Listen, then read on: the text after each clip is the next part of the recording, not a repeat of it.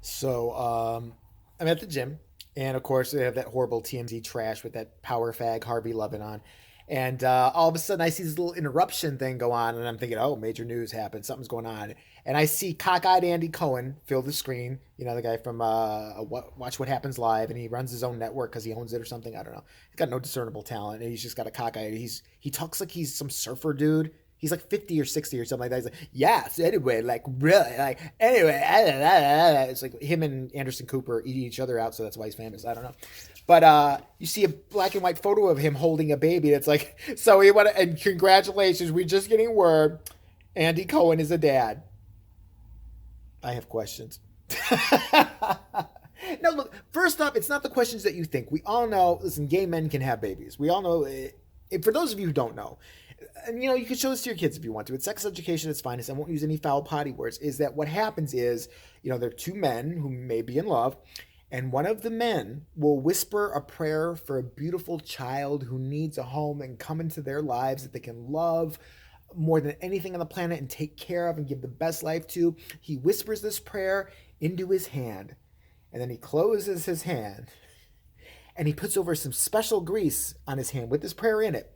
And his partner lovingly bends over and he inserts this prayer into his partner's love orifice that is sometimes smelly unless they clean it out beforehand, and releases it in an act of love. He releases the prayer inside of his partner, and there's some magic that happens inside there. And 9 months later, you have a 4-year-old Asian girl who can play violin really, really well and is advanced and gifted.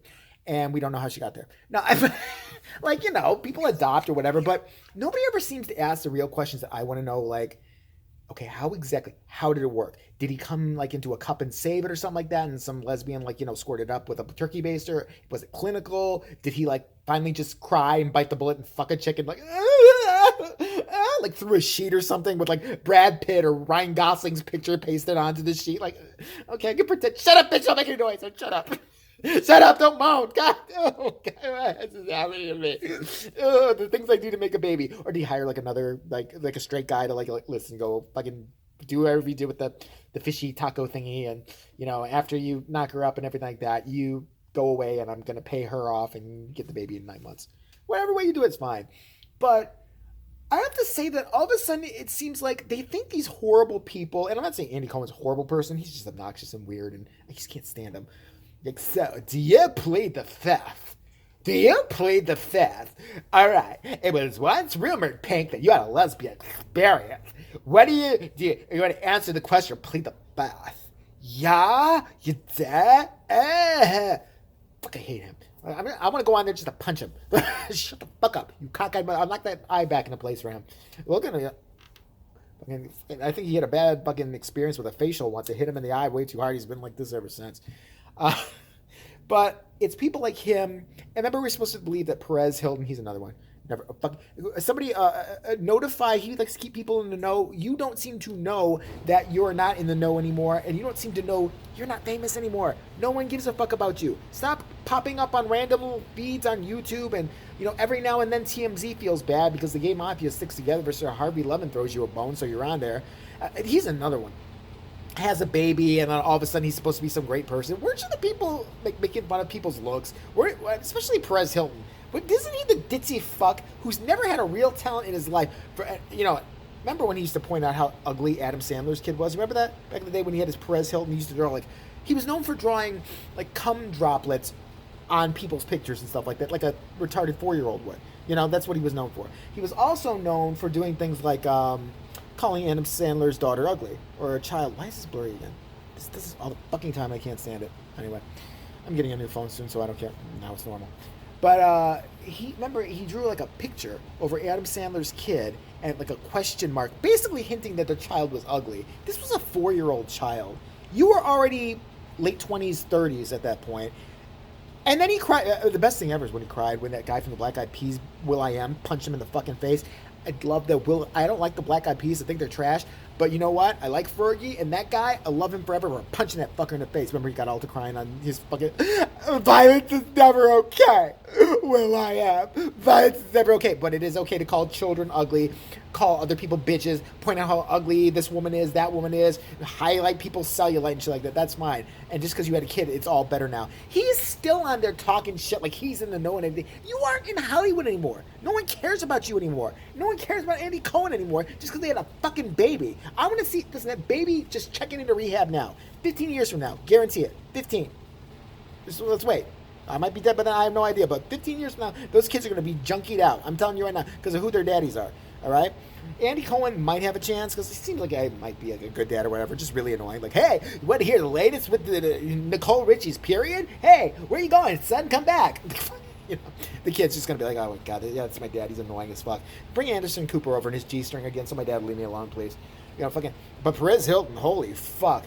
That dude, man, I will defend him on one thing. He got into trouble not that long ago for having a picture of him and his child in the bathtub together.